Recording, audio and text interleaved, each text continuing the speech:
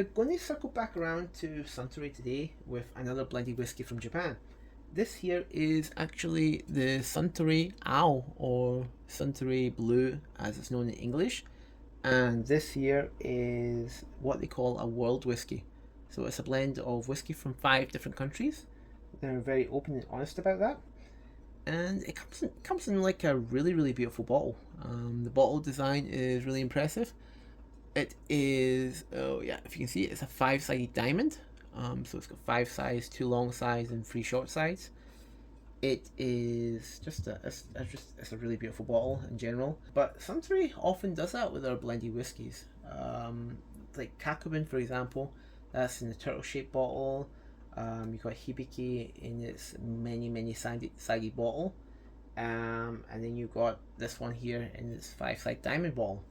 So they're really quite good with their bottle designs in regards to the blended whiskies, of course. Like the bottles for Yamazaki, Hakushu, they're nothing special in comparison to other whiskey bottles. But these ones are pretty nice. That's definitely something that's really beautiful about these. They're really beautiful bottles in general. So going back to the world whiskey tag now, from that tangent. So this here is a blend of 5 different whiskies. There's a reason why this is not just Japanese whiskey. So if we go back to the 2000s and 10s, Japanese whiskey was just starting to pick up award after award at many international competitions at the time, and there was a hype train developing for Japanese whiskey, and it was international. It was like not just in Japan, not just in Asia, but it was really an international thing. And it became the in thing to drink. It just became really popular. Because of that, people were buying up bottles of Japanese whiskey left, right, and centre. That meant that demand was through the roof and prices obviously rose. But with demand being through the roof, that created some problems for the distilleries. See, before this boom, the Japanese whiskey industry was not doing very well at the time. They were going through a 2-decade-long slump, which had killed off quite a few of the distilleries that were there, had been there throughout the 70s, 80s, 90s. They were killed off in the 2000s just because demand wasn't there. They had lots of aging stock that they just couldn't sell. It's a business, and at the end of the day, if you don't have the demand, your business isn't really sustainable, which is again unfortunate, because not long after those distilleries like Hanyu and Karuzawa, I hope I pronounced that correct, not long after they died, Japanese whiskey bounced back, and the product that they made became highly sought after collectibles. Anyway, so the survivors of the Japanese whiskey crash, they did not have the best stocks left. So what I mean by that is they'd scale back production over the years because obviously demand wasn't there. Why make excess of a product if demand is not there? Because you're just creating increased supply, which will lower the price, and obviously as a producer, you don't want a low price. You want to get as much as possible for what you make. So given the amount of costs that go into whiskey in particular, the cost of making it, the cost of storing it for many years, the cost of the barrels, so it can be quite an expensive thing.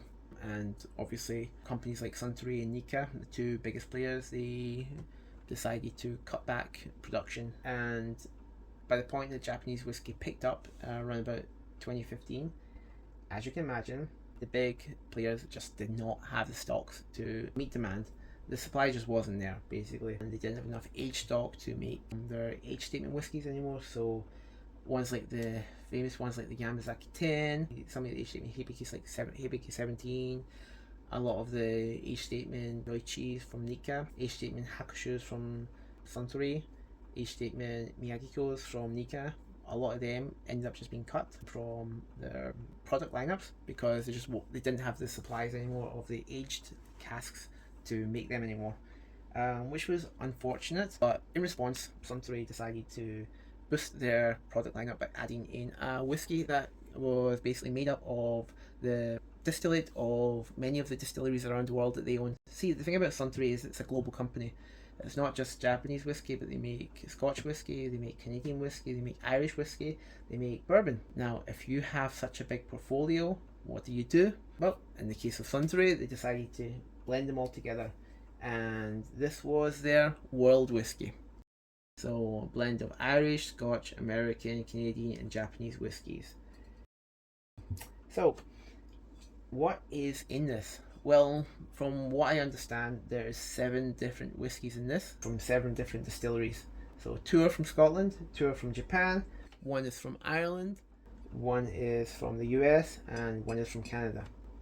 So from what I understand, the whiskies that make up this are Ardmore, Glengarry, Yamazaki, Hakushu, Cooley, Jim Beam, and I believe the Canadian one is Alberta.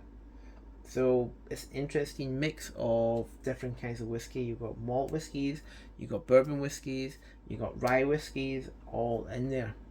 And that makes it quite an interesting blend. Usually you would not find such a diverse range of whiskey styles in one bottle, but Suntory decided to do it, and this is the end result.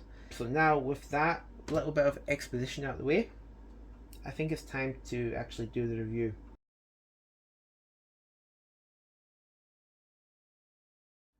So let's pour this little sucker, shall we? So let's go.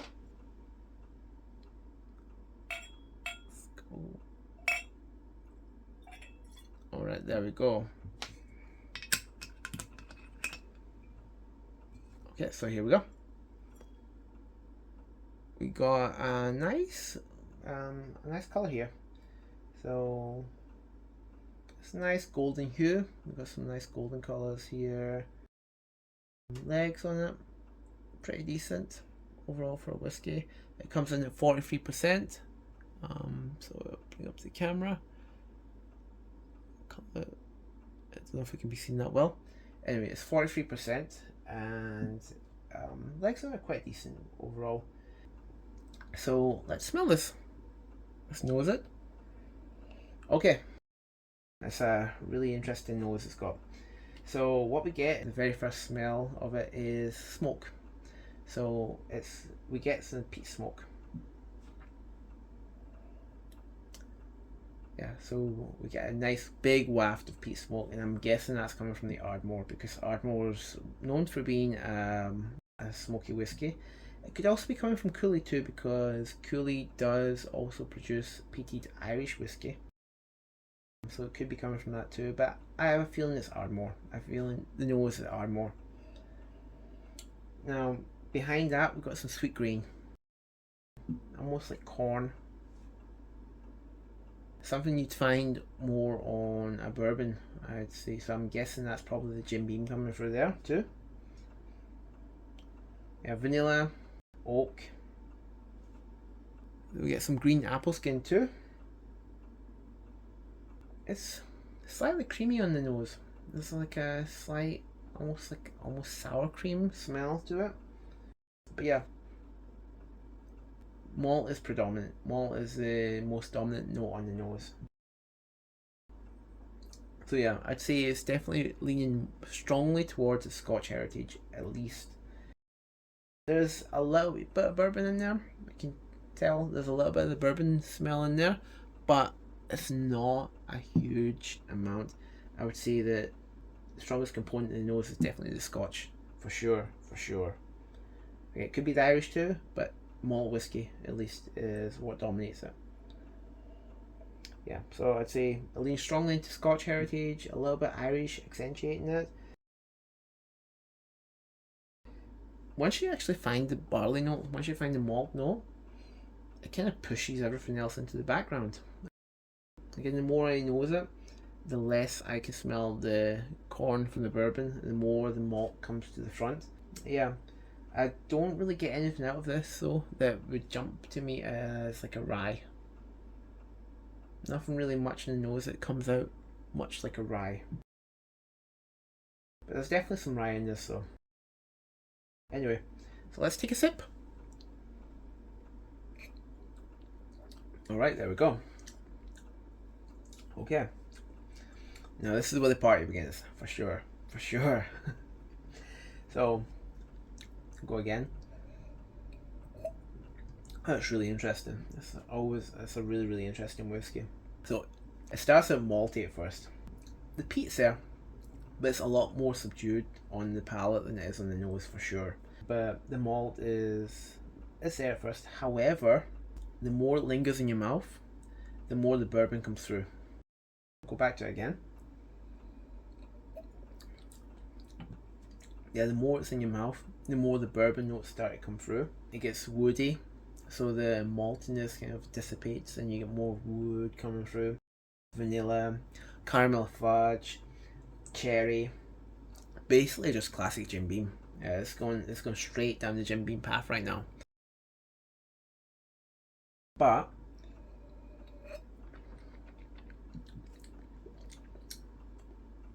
now, as we go back to it again, this is again, as I said, it's like a party in your mouth. It takes a kind of left turn into Spiceville. Basically, you get oodles of black pepper, licorice, dried apple skin, and it's just kind of like a herbaceousness that just lingers on your tongue. That's the rye, that for sure. That has to be the rye coming out now. So it's a really interesting evolution it's got. You've got malt comes first, then you got the corny bourbon, and then at the end the rye goes boom right at the end. It's quite an experience. As I said, it's a party. 3-course meal in whiskey form. You got your appetizer of the scotch, then you got your main course of the bourbon, and then a little dessert at the end just comes out and it just hits you at the end with the rye. It's nice. But yeah, it's a pleasant sipper, very pleasant. However, when you try this, you just got to go into it with as little preconceptions as possible, and I'm serious about this. If you go into this with some preconceptions of what it should taste like, you're going to be disappointed. If you think it's going to taste like a scotch, it's going to ruin your day. It might smell like it. It might initially taste like it. However, that is not the dominant profile on the palate. If you go into this thinking it's going to taste like a Japanese whiskey, same thing. Or Irish, same. If you think it's going to taste like a bourbon, well, you're going to be surprised by the initial taste, and you're going to be surprised again by the rye at the end. If you go into this thinking it might taste like a rye, then you're going to be disappointed until the very end. You're going to feel like, wait a minute, it's just the ending. But if you go into this with no preconceptions and you just like go in expecting just to get a variety of flavors, like going through, as I said, it's like a 3-course meal.